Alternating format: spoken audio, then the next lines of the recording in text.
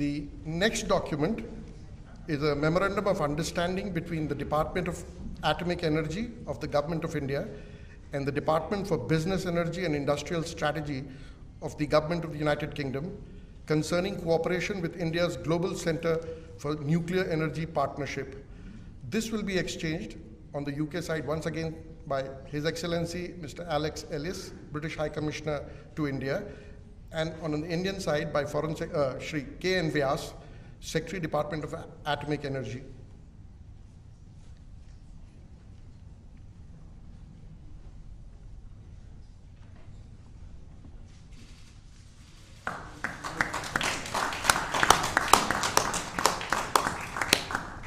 Excellencies, this concludes the exchange of agreements ceremony. I now request the spokesperson of the External Affairs Ministry to conduct the proceedings. Good afternoon, distinguished Prime Ministers, members of both delegations, friends from the media. We will now begin with the press statements. May I now request Shri Narendra Modi, Prime Minister of India, sir, to make his press statement. Your Excellency, Prime Minister Boris Johnson, distinguished delegates, media के हमारे साथी, नमस्कार। सबसे पहले मैं प्रधानमंत्री Boris Johnson और उनके डेलीगेशन का भारत में हार्दिक स्वागत करता हूं। प्रधानमंत्री के रूप में भले ही यह उनकी पहली भारत यात्रा है, लेकिन एक पुराने मित्र के रूप में वे भारत को बहुत अच्छे से जानते हैं, समझते हैं। पिछले कई वर्षों से भारत और यूके के संबंधों को मजबूत करने में प्रधानमंत्री जॉनसन की बहुत महत्वपूर्ण भूमिका रही है। इस समय जब भारत अपनी आजादी का अमृत महोत्सव मना रहा है, प्रधानमंत्री बोरिस जॉनसन का यहां आना अपने आप में एक ऐतिहासिक पल है। और कल तो पूरे भारत ने देखा है कि आपने अपनी भारत यात्रा का शुभारंभ साबरमती आश्रम में महात्मा गांधी को श्रद्धा सुमन अर्पित करके किया। फ्रेंड, पिछले साल हमने दोनों देशों के बीच कॉम्प्रिहेंसिव स्ट्रेटेजिक पार्टनरशिप की स्थापना की थी और इस दशक में अपने संबंधों को दिशा देने के लिए हमने एक महत्वाकांक्षी रोड मैप 2030 भी लॉन्च किया था। आज की हमारी बातचीत में हमने इस रोड मैप में हुई प्रगति को रिव्यू भी किया और आगामी समय के लिए कुछ लक्ष्य भी तय किए। फ्री ट्रेड एग्रीमेंट के विषय पर दोनों देशों की टीम्स काम कर रही है। बातचीत में अच्छी प्रगति हो रही है और हमने इस साल के अंत तक एफटीए के समापन की दिशा में पूरा प्रयास करने का निर्णय लिया है। पिछले कुछ महीनों में भारत ने यूएई और ऑस्ट्रेलिया के साथ फ्री ट्रेड एग्रीमेंट का समापन किया है। उसी गति, उसी कमिटमेंट के साथ हम यूके के साथ भी एफटीए पर आगे बढ़ना चाहेंगे। हमने रक्षा क्षेत्र में सहयोग बढ़ाने पर भी सहमति व्यक्त की है। रक्षा क्षेत्र में मैन्युफैक्चरिंग, टेक्नोलॉजी, डिजाइन और डेवलपमेंट सभी क्षेत्रों में यूके द्वारा आत्मनिर्भर भारत के समर्थन का हम स्वागत करते हैं। फ्रेंड्स, भारत में चल रहे व्यापक रिफॉर्म्स हमारे इंफ्रास्ट्रक्चर मॉडर्नाइजेशन प्लान और नेशनल इंफ्रास्ट्रक्चर पाइपलाइन के बारे में भी हमने चर्चा की। हम यूके की कंपनियों द्वारा भारत में बढ़ते निवेश का स्वागत करते हैं और इसका एक उत्तम उदाहरण हमें कल गुजरात में हालोल में देखने को मिला।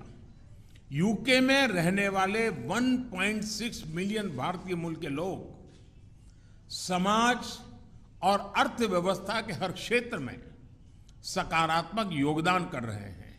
हमें उनकी उपलब्धियों पर गर्व है। और इस जीवंत सेतु को हम और मजबूत करना चाहते हैं। इस दिशा में प्रधानमंत्री जॉनसन ने निजी रूप से बहुत योगदान किया है।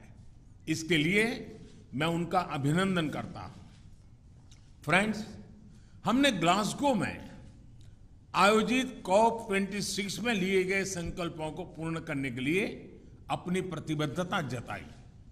आज हमने अपनी क्लाइमेट और एनर्जी पार्टनरशिप को और अधिक गहन करने का निर्णय लिया। हम यूके को भारत के नेशनल हाइड्रोजन मिशन में शामिल होने के लिए आमंत्रित करते हैं और हमारे बीच स्ट्रेटेजिक टेक डायलॉग की स्थापना का मैं हृदय से स्वागत करता हूं। फ्रेंड्स, आज हमारे बीच ग्लोबल इनोवेशन पार्टनरशिप के इम्प्लीमेंटेशन अरेंजमेंट्स का समापन एक बहुत महत्वपूर्ण पहल साबित होगी। यह अन्य देशों के साथ हमारी विकास साझेदारी को और मजबूती प्रदान करेगा। इसके तहत तीसरे देशों में मेड इन इंडिया इनोवेशंस के ट्रांसफर और स्केलिंग अप के लिए भारत और यूके $100 मिलियन तक को फाइनेंस करेंगे। इनसे सस्टेनेबल डेवलपमेंट गोल्स की प्राप्ति में और क्लाइमेट चेंज से निपटने के प्रयासों में भी मदद मिलेगी। ये हमारे स्टार्टअप्स और MSME सेक्टर के नए मार्केट्स तलाशने और अपने इनोवेशंस को ग्लोबल करने में बहुत उपयोगी सिद्ध होगा।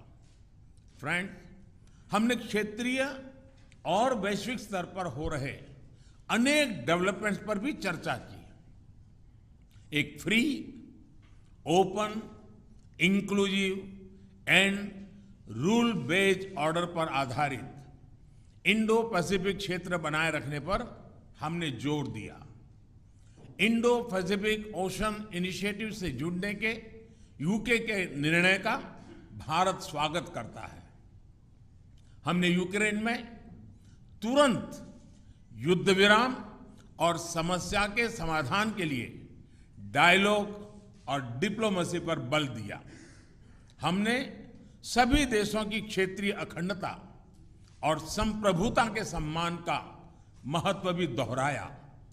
हमने एक पीसफुल, स्टेबल और सिक्योर अफगानिस्तान और एक इंक्लूसिव और रिप्रेजेंटेटिव गवर्नमेंट के लिए अपना समर्थन दोहराया।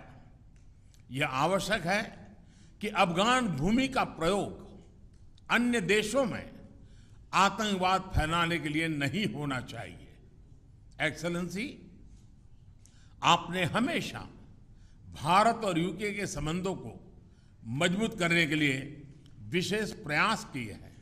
इसके लिए हम आपका अभिनंदन करते हैं। एक बार फिर आपका और आपके प्रतिनिधिमंडल का भारत में हार्दिक स्वागत है। बहुत बहुत धन्यवाद। Thank you, sir. May I now request His Excellency Right Honourable Boris Johnson. Thank you Prime very, Minister. very much. Thank you all. My friend, Prime Minister Modi, Narendra, my khas dost, I think is the phrase I want in Hindi. We've had a fantastic 2 days here in India. And yesterday I became the first Conservative Prime Minister to visit Gujarat, which is your birthplace, of course, Narendra, but as you've just said, the ancestral home of about half of all the British Indians, and I had an amazing reception, absolutely amazing. I felt a bit like Sachin Tendulkar, and my face was about as ubiquitous everywhere as Amitabh Bachchan. I was everywhere to be seen, and it was fantastic. Now this morning we've had wonderful talks, and I think that they have strengthened our relationship in every way. In challenging times, it is very important that we, the Khas-dos, get closer together. And I believe the partnership between Britain and India, one of the oldest democracies, Britain is one of the oldest, I mean Iceland they say is older, but we're one of the oldest, and India, certainly the largest democracy, is one of the defining friendships of our times. And What we're doing is taking forward an ambitious 10-year roadmap for British-Indian relations that we agreed last year. It was great to see you at the G7, but since then, the threats of autocratic coercion have grown even further. And it's therefore vital that we deepen our cooperation, including our shared interest in keeping the Indo-Pacific open and free. So today, we've agreed a new and expanded defence and security partnership, a decades-long commitment that will not only forge tighter bonds between us, but support your goal, Narendra, of Make in India. The UK is creating an India-specific open general export licence, reducing bureaucracy and slashing delivery times for defence procurement. We've agreed to work together to meet new threats across land, sea, air, space and cyber, including partnering on new fighter jet technology, maritime technologies to detect and respond to threats in the oceans. We're extending our partnership as science superpowers and building on the collaboration between Oxford AstraZeneca, for instance, and the Serum Institute of India, which vaccinated more than 1 billion people against COVID, including, I'm proud to say, me. I have the Indian jab in my arms, and a power of good it did me, so many thanks to India. And that has helped India to become what Narendra has called the pharmacy of the world. Today, we're embarking on joint initiatives on malaria vaccines, on antimicrobial resistance, and a digital partnership between the Indian National Health Authority and our NHS. We're also taking big steps together on energy security, helping each other to reduce our dependence on imported hydrocarbons and adopt cheaper, more sustainable, homegrown alternatives. And we have a new offer, a new plan to develop offshore wind from the Celtic Sea to Dhanushkodi. We've got a new UK-India hydrogen science and innovation hub, and we're taking forward the Green Grid solar power initiative that you and I began, Narendra, at COP26 in Glasgow together with 80 other countries. It's an incredible fact that the sun provides enough energy every day to power the world 10,000 times over. You have a lot of solar power here in India. The sun's putting on a fantastic performance today, but we have quite a lot in Britain as well. These partnerships form the superstructure of the living bridge that Narendra describes between our countries. And today, that bridge is humming with goods and services and people and capital, whizzing back and forth, east to west. And sometimes it can be hard to tell whether something is British or Indian or, frankly, Brindian. And on Wednesday, I went to the airport in a Range Rover, Indian-owned but made in Britain. And when I arrived here on Thursday, I visited JCB, British-owned but made in India, exporting 60,000 around the world, by the way, 110 countries. Or take the example of the Norton motorbike, now being revived in Britain by an Indian company. And I'm very pleased that this visit has not only deepened our economic partnership, we've agreed new deals worth £1 billion and created more than 11,000 jobs across the UK in everything from electric buses to the robotic surgery of Smith & Nephew, which I saw yesterday, as well as in artificial intelligence, where India's strengths are remarkable. And perhaps most significantly for the long term, we're making full use of the freedom that we now have to reach a free trade agreement, a deal where you can lift those tariffs, you can, India, Narendra, on our machinery and apples. Actually, you've already done it on apples, so thank you for the apples. And in turn, we can lift the tariffs on your rice and textiles. We've already closed 4 chapters, and today we're announcing new measures to make it easier to export UK-made medical devices to India and ensure mutual recognition of UK higher education qualifications. And as the next round of talks begins here next week, we're telling our negotiators, get it done by Diwali in October. Get it done by Diwali.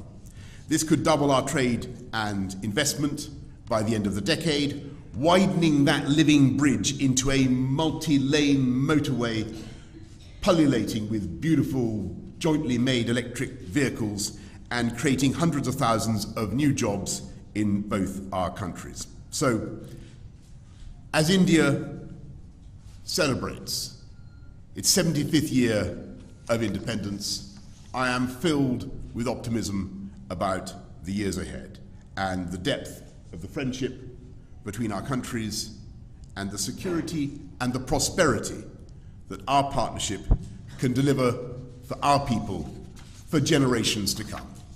Thank you all very much, and thank you, Prime Minister Modi. Thank you. Thank you. Thank you, Excellency. That concludes the press statements.